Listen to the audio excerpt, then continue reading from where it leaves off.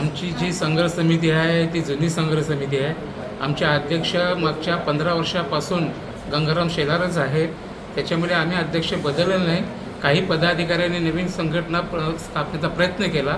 त्याच्यामुळे नवीन कोण हे तुम्हाला माहिती आहे आणि जुने आम्ही आज काही येत नाही.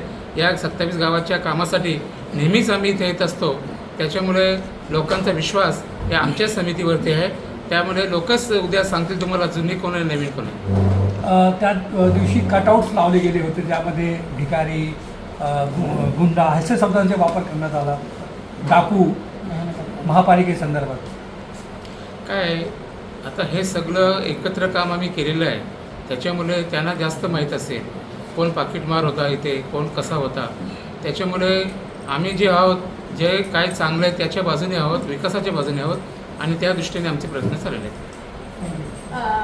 तेव्हा आम्ही विचार केलेला नाही, कारण आमची समितीचं जी मिटिंग या बाबतीत चर्चा काय झालेली नाही आणि त्या दृष्टीने 2 लाखाचा किंवा 3 लाखाचा जे मोर्चा काढत असतील तर चांगली गोष्ट आहे. त्यांनी जमा करावं ना.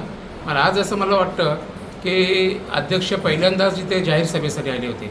मला वाटतं अपॉइंटमेंट त्यांची त्या लोकांनी काहीतरी 10 महिन्यापूर्वी केले.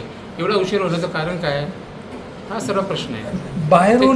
बाहेरून त्यांना अध्यक्ष करावा लागला.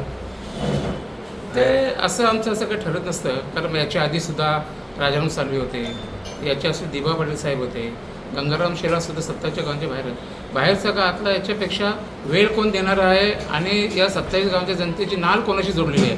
त्याच्यामुळे 27 गावांची जनता जी आहे आज 499 कामगार इथे आहेत. ते सगळे गावोगावातील आहेत. ते सगळे नाराज आहेत लोकांवरती.